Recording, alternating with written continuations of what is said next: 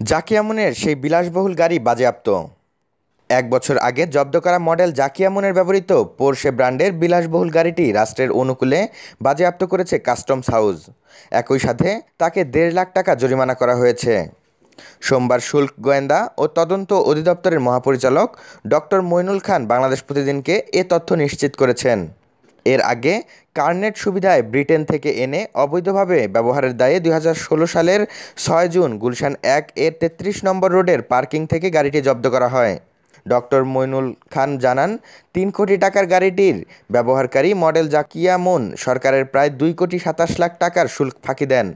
খবর পেয়ে শুল্ক গোয়েন্দা গাড়িটি জব্দ করে তাদের বিরুদ্ধে শুল্ক ফাঁকির অভিযোগ তৈরি করে বিচারের জন্য কাস্টমস হাউজের কমিশনারের নিকট প্রেরণ করেন।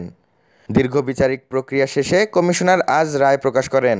তিনি এই অপরাধে আরও ২ জনকে অভিযুক্ত করা হয়েছে। তারা হলেন মডেল মুনের স্বামী গার্মেন্টস ব্যবসায়ী শফিউল আলম মহসিন ও গাড়ি আমদানিকারক ব্রিটিশ নাগরিক আফজাল আলী।